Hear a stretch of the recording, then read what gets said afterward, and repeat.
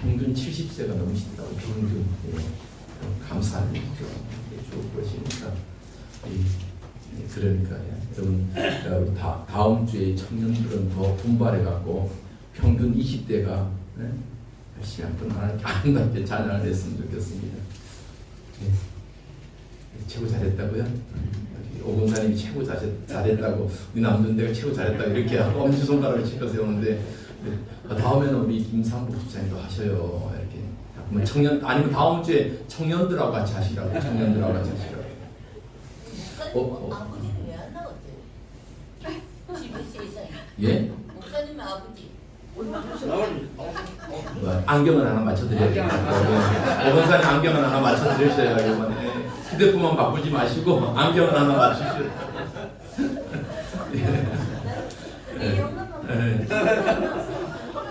자, 우리 오늘 우리 미나자매 이렇게 처음 왔는데 이렇게 막 얘기하는 교회 처음 봤죠.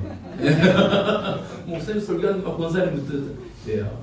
오늘 우리 지용기 성도님도 오랜만에 오셔서 감사합니다.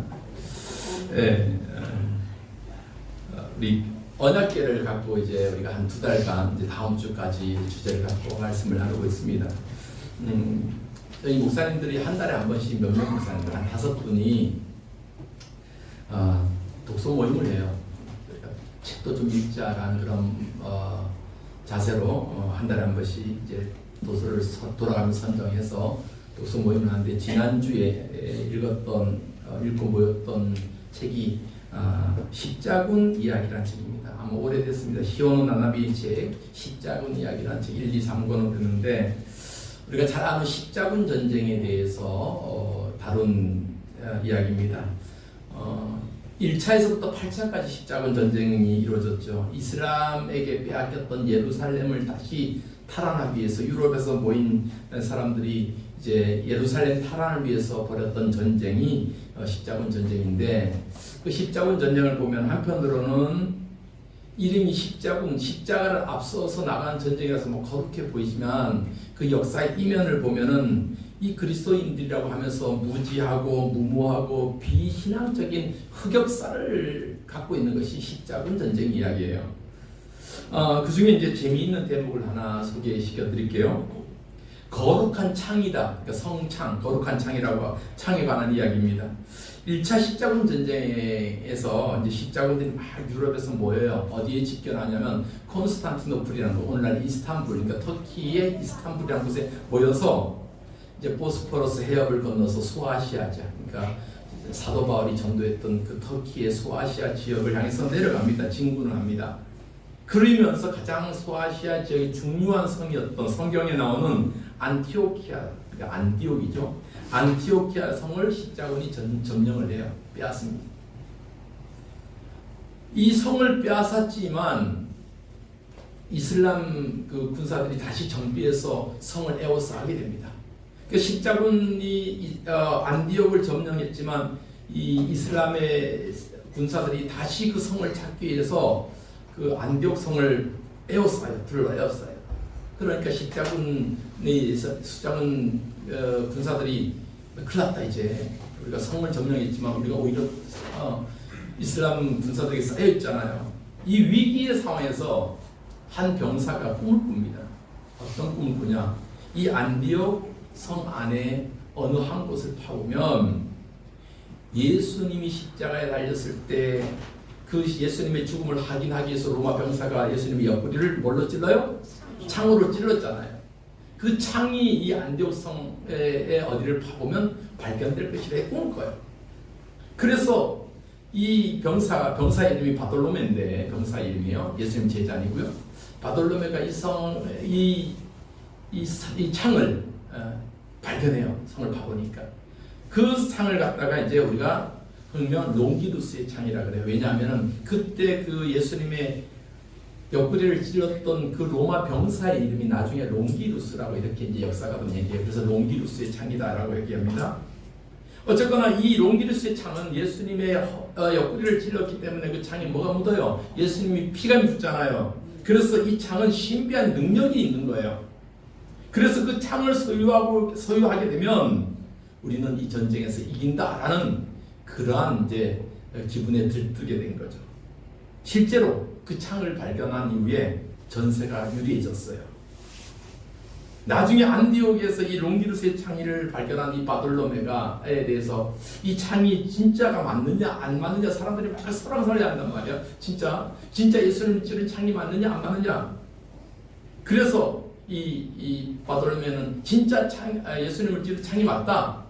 그래서 이 창을 들고 있으면 어떠한 것도 이겨낼 수 있다. 불의를 지나간다 해도 살 수 있다. 라고 하면 본인이 직접 그 창을 들고 불의를 지나가요. 살았을까요? 죽었을까요? 네? 살았을까? 죽었을까요? 살았어요. 살았는데 며칠 있다가 화상으로 죽어버렸어요. 화상으로 며칠 있다가 죽어버렸죠. 그 후로도 이 롱기누스의 창을 소유하기 위해서 여러 왕들이나 세력들이 나라에서 저 예수님을 찌른 창, 롱기누스의 창을 소유해야 된다, 능력이 있다, 막 이런 이 소문이 퍼진 거예요. 나중에 우리가 잘 아는 독일군 히틀러 있죠. 히틀러가 그 창을 가졌다는 소문도 있고 하여튼 확인되진 않았지만 그 히틀러도 그 창을 갖고 저 창을 소유해야지 세계를 정복할 수 있다 이런 마음을 가졌다고 해요.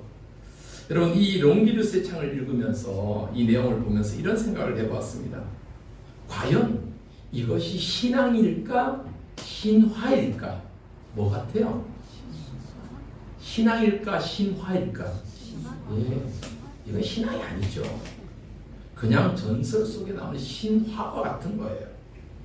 설령 그 창이 진짜 예수님 찌른 창이라고 할지라도 그 창 자체에 능력이 있어요 없어요?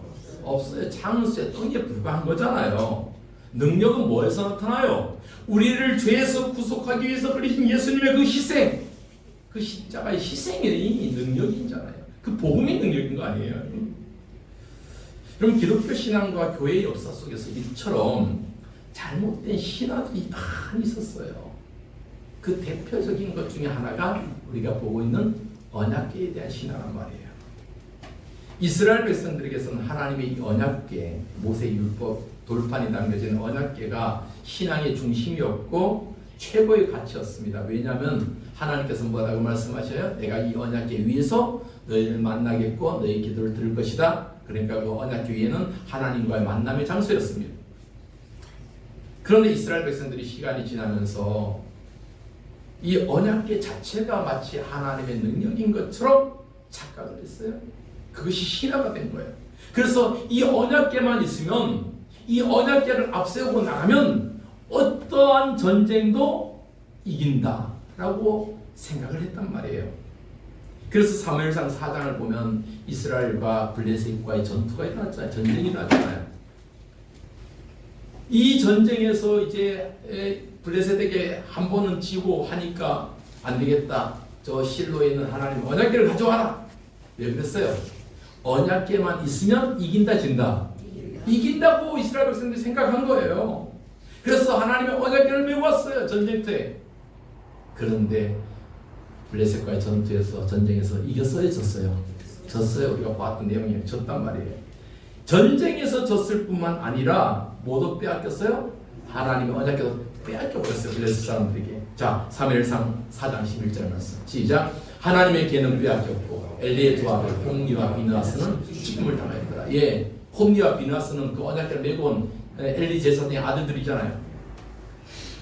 하나님의 궤가 블레셋 사람들에게 빼앗겨버렸어요. 이 소식을 듣고 엘리 제사장은 충격적인 소식을 듣고 뒤로 넘어져서 목이 부러져 죽었죠. 설상가상으로 이 비느하스의 아내죠. 엘리의 며느리가 그 상황에서 아이를 낳아요.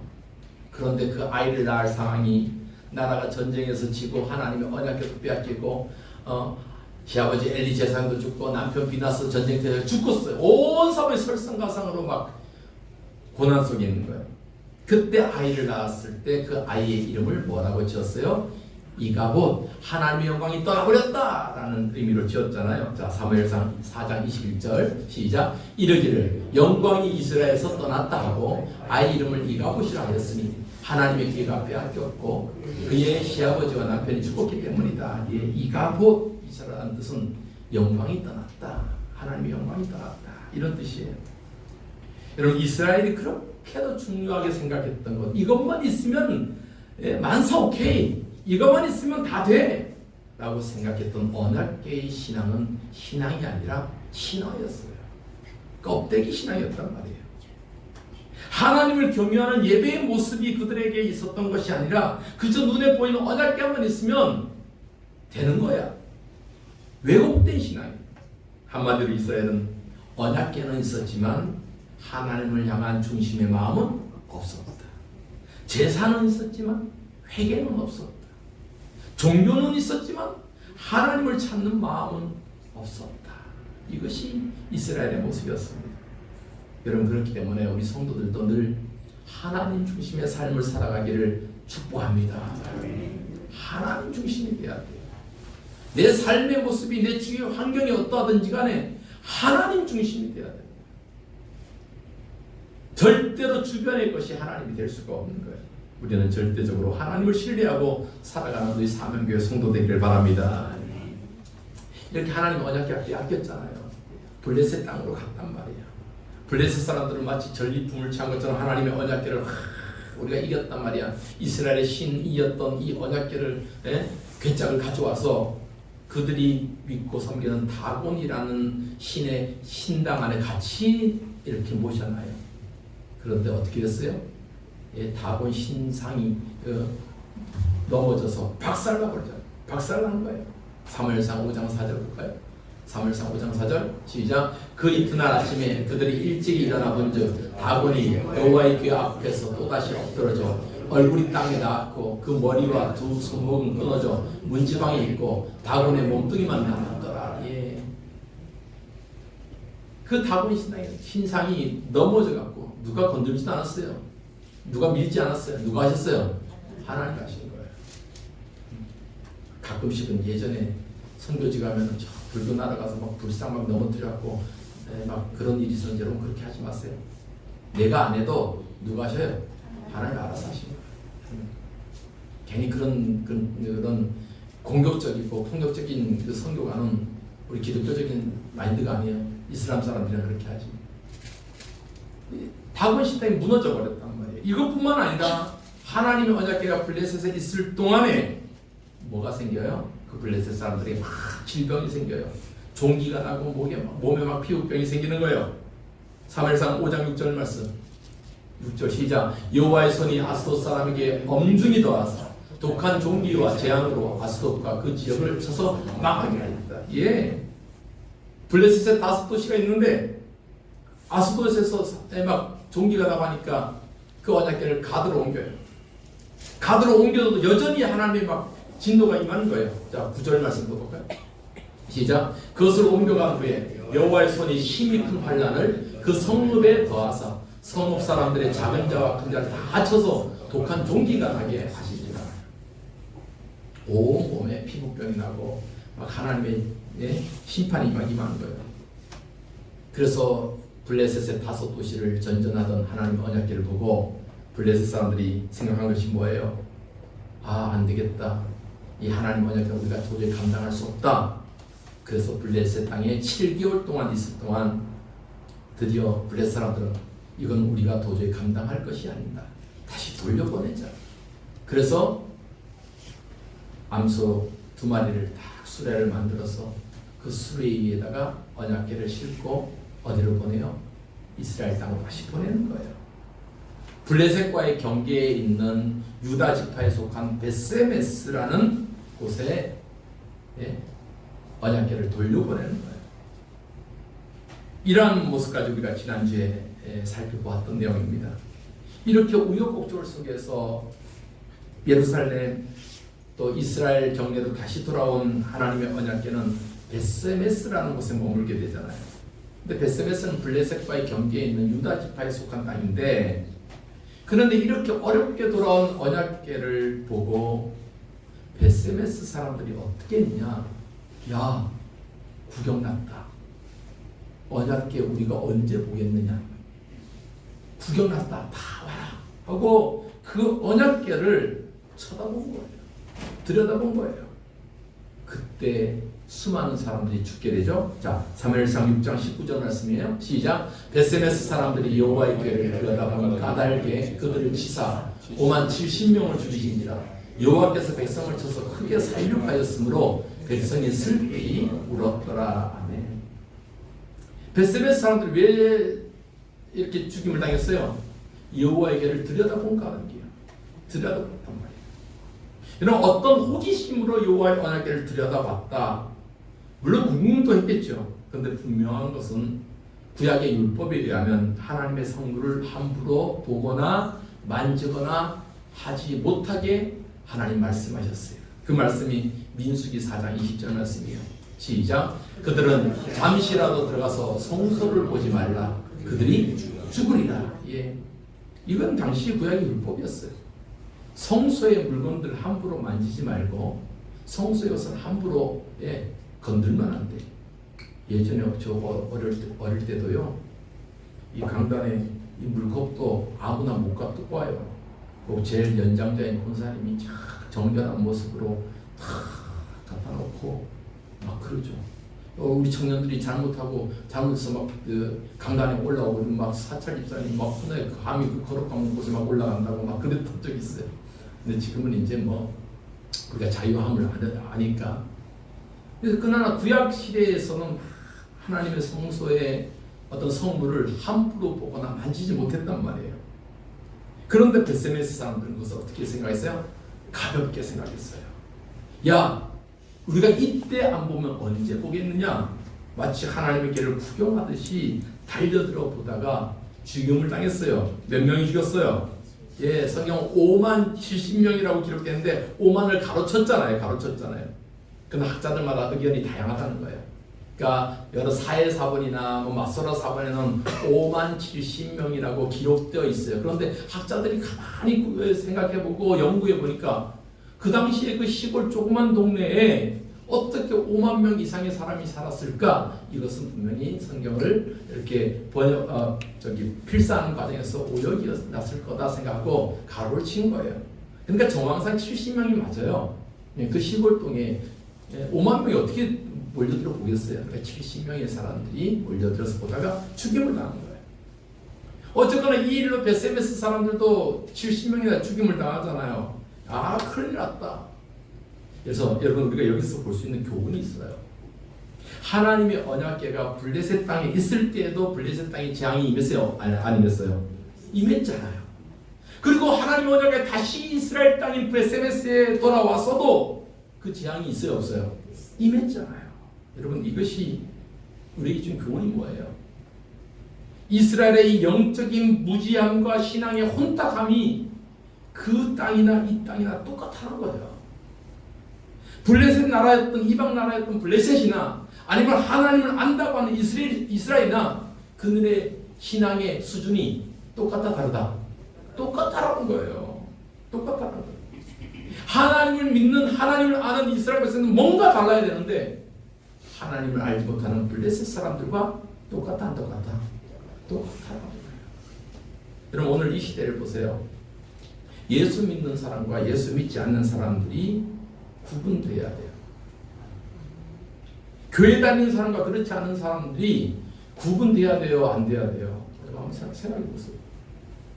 하나님을 믿는 우리들과 하나님을 무시하는 세상과 우리는 정말 구분되어서 살아가고 있는가? 우리한테 자꾸 질문해 봐야 돼요. 예수 믿는 정치인들이 이렇게 많은데 이 나라 정치는 왜 이런가? 생각해 봐야 되잖아요. 분명 수많은 사람들이 예수를 믿고 있다는데 이 나라는 왜 이렇게 분열과 혼란이 있는가? 생각해 봐야 되잖아요. 지난주에 새벽 예배 시간에 우리가 묵상했던 말씀이 느헤미야 말씀이잖아요. 느헤미야의 주제는 이제 바사 제국의 그 왕궁의 고위 관리로 있던 느헤미야가 고국이 다 무너지고 예루살렘 성이 다 무너졌던 이 소식을 듣고 마음이 아파서 그 가슴을 고국을 가슴에 품고 예루살렘으로 돌아와서 예루살렘 총독으로서의 그 사명을 감당하는데 뭘 만들어요? 예루살렘 무너졌던 성벽을 다시 재건하는 거예요. 성벽을 다시 세운다는 것은 두 가지 의미가 있어요. 첫째는 무너진 성, 예루살렘 성을 다시 세운다라는 의미가 있고, 또 한 가지는 성벽이라는 것은 안과 밖을 구분하는 거잖아요. 성 안을 보호하는 거잖아요. 그러니까 경계를 짓는 거예요. 하나님의 백성과 그렇지 않은 이방 백성과 분명히 구분되어야 된다. 이 의미를 느헤미야를 통해서 우리에게 주는 거예요. 그러면서 당시에 혼합되어 있던, 종교적으로 막 혼합되어 있던 이 종교 혼합주의를, 종교 혼합 사상을 배척하고 분리시키는 거예요. 이 말씀이 느헤미야 13장 3절 말씀이에요. 한번 보겠습니다. 시작. 백성이 이 율법을 듣고 그 섞인 무리를 이스라엘 가운데서 모두 분리하였다. 예, 섞였단 말이에요. 하나님의 백성이 아닌 다른 이방 민족과 막 섞여서 그저 다민족 다문화가 사는 것이 아니라 그들 가운데 종교도 막 섞여버렸다는 말이에요. 그러니까 그들 가운데 하나님 섬기는 사람도 있고 바알 따르는 사람도 있고, 이번 주에는 바알 신당하고 다음 주에는 아세라 신당하고 막 이런 사람들, 종교적인 혼합 사상이 있었던 시대란 말이에요. 이렇게 섞여 있는 것을 뭐해요? 느헤미야가 분리하였다는 거예요. 하나님의 백성과 세상과 구분되어야 됐단 말이에요. 여러분, 우리가 하나님을 믿으면, 하나님을 믿는 백성으로서의 삶을 살아가야 되잖아요. 그런데 교회를 다니면서 믿지 않는 사람들과 똑같은 삶을 산다면 우리 다시 한번 우리의 삶을 돌아보고 회개해야 돼요. 세상 사람들이 이렇게 저렇게 얘기하고 그렇게 하면 나도 그렇게 동조하면 똑같잖아요. 예수 믿는 사람은 난 뭔가 다를까? 뭔가 다를까? 여러분, 우리 모두가 반성해야 되잖아요. 반성해야 되잖아요. 우리 하나님께서 우리들에게 주신 말씀 중에 이런 말씀 있잖아요. 너희들은 내 백성이니까 내가 거룩하니 너희도 뭐하라? 거룩해라. 예, 레위기 11장 말씀이에요. 레위기 11장 45절. 시작. 나는 너희의 하나님이 되려고 너희를 애굽 땅에서 인도하여 낸 여호와라. 내가 거룩하니 너희도 거룩할지어다. 누구 닮아가라는 거예요? 하나님 닮아가라는 거예요. 하나님 닮아가라는 거예요. 똑같잖아요. 내가 똑같이 장사해도 예수 믿는 사람과 예수 믿지 않는 사람하고 구분돼야죠. 달라야죠. 내가 똑같이 직장생활하고 그래도 예수 믿는 사람과 예수 믿지 않는 사람과 똑같아야죠. 달라야 되잖아요. 똑같으면 안 되잖아요. 사도 바울도 그래서 우리에게 비슷한 권면을 합니다. 성도들에게 일하는 삶을 살아라 라고 해요. 고린도전서 3장 17절 말씀이에요. 시작. 누구든지 하나님의 성전을 더럽히면 하나님이 그 사람을 멸시하리라. 하나님의 성전을 거룩하니 너희도 그러하니라. 아멘. 거룩한 사람. 거룩한 사람. 하나님 닮아가기 위해서. 완벽하지는 않아요. 완벽할 수도 없죠. 그러나 누구를 닮아가는 삶을 살아야 돼요? 하나님 닮아가는 삶을 살아야죠. 더 인내하고 더 참아주고 더 주님의 사랑을 닮아가고. 그래서 내년 주제가 이제 다 정해졌고 현수막도 다 이제 준비하는데 우리 예수님의 마음을 좀 닮아보자. 예수님의 마음을 좀 닮아보자. 내 마음이 아니고 요즘 우리 마음이 두 마음, 세 마음으로 다 갈라지고 현대사회에서 여러분 그렇잖아요. 온전히 예수님 마음을 좀 닮아보자. 옆에 사람들아 이렇게 한번 고백합시다. 예수님 마음을 닮아봅시다. 시작. 예수님의 마음을 닮아봅시다. 예, 예수님 마음 좀 닮아봅시다. 예수님 마음 닮으면 얼마나 좋을까. 예. 특히 하나님에 대해서 내 삶의 자세와 예배의 자세가 우리는 특별해야 돼요.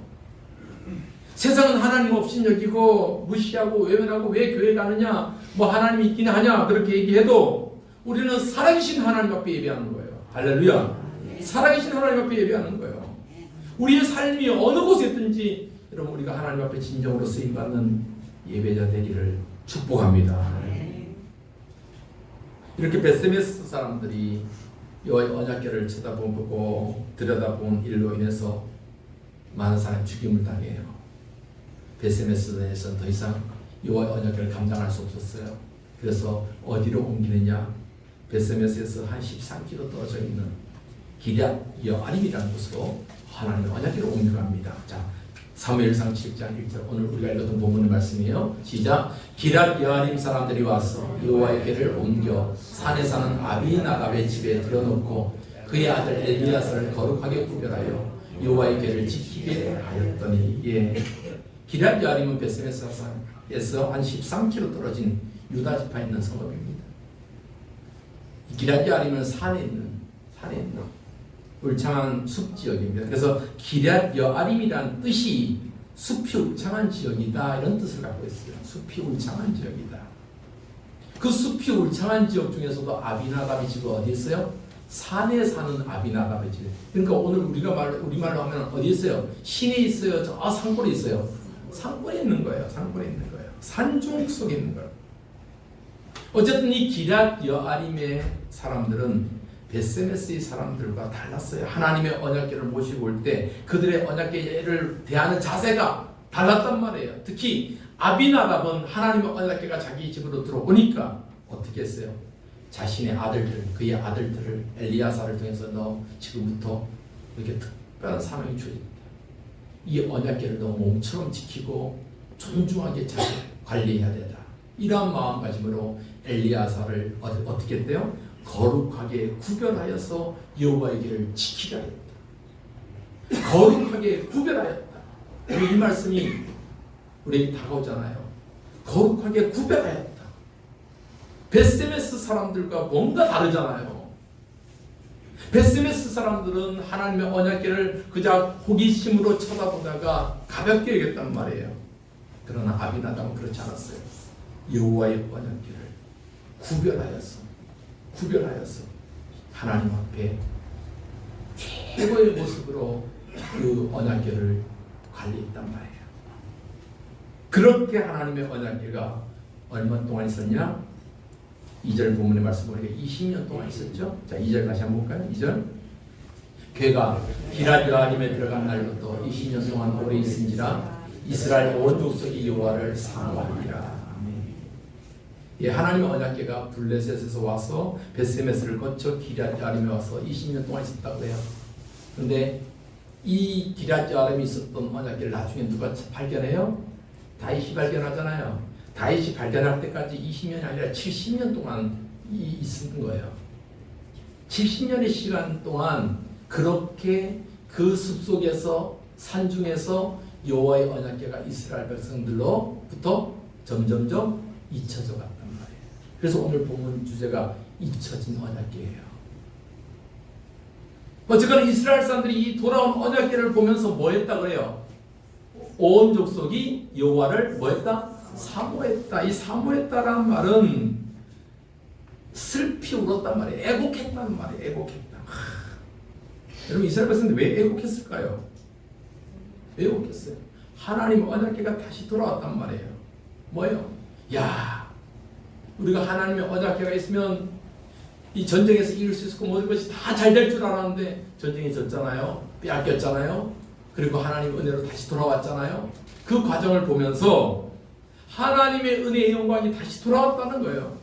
비록 깊은 산중 기럇 여아림으로 돌아왔지만 이스라엘 백성들 그것을 보면서 하나님의 언약궤가 다시 돌아왔다. 우리 가운데 다시 임했다. 이러한 모습을 보면서 그들은 눈물을 흘렸단 말이에요. 떠났던 하나님의 영광이 우리에게 다시 돌아왔다. 여러분 이러한 마음을 갖고 이스라엘 백성들이 울었단 말이에요. 여러분 우리 삶 속에서도 이러한 감격과 은혜의 눈물이 있기를 바랍니다. 떠났던 하나님의 영광이 있다면, 식었던 하나님에 대한 마음이 있다면 다시 우리 안에 오신, 다시 우리를 뜨겁게 하신 하나님의 그 은혜에 감사하며 흘리는 눈물이 있기를 소망합니다. 교회를 오래 다녔지만 여전히 냉랭하고 은혜가 없었던 우리의 삶이 있다면 뜨겁게 하나님 앞에 다시 한번 기도하면서 주여 나를 하나님 회복시켜 주옵소서. 그 회복 앞에서 기도하고 눈물을 흘릴 수 있는 우리 사명교회 성도들 되기를 바랍니다. 이러한 주님의 뜻이 나를 통해서 이루어지기를 사모하면서 우리가 올 한 해도 잘 마무리했으면 좋겠습니다. 그리고 내년 한 해도 주님의 뜻이 나를 통해서 이루어지기를 소망합니다. 이 마음을 갖고 살아가시는 우리 사명교회 성도들 되기를 바랍니다. 그러한 의미에서 우리 찬송가 425장 주님의 뜻을 이루소서 우리 함께 찬송했으면 좋겠어요. 자, 425장 찬송합니다. 주님의 뜻을 이루소서 고요한 중에 기다리니 진흙과 같은 날 빚으사 주님의 영상 만드소서. 주님의 뜻을 이루소서. 주님 발 앞에 엎드리니 나의 맘속을 살피시사 눈보다 희게 하옵소서. 주님의 뜻을 이루소서. 병들어 몸이 피곤할 때 권능의 손을 내게 펴사 강건케 하여 주옵소서. 아멘. 주님의 뜻을 이루소서. 온전히 나를 주장하사 주님과 함께 동행함을 만민이 알게 하옵소서. 아멘. 하나님 고맙고 감사합니다. 우리의 삶이 하나님 믿지 않는 사람들과 똑같다면 내 삶을 돌아보게 하시고 우리는 하나님 앞에 다시 한번 주님의 뜻이 나를 통해서 이루어지고 주님을 닮아가는 우리의 삶이 되기를 노력하고 주님의 마음을 본받는 우리 성도들 되게 하여 주옵소서. 예수님의 이름으로 기도하옵나이다.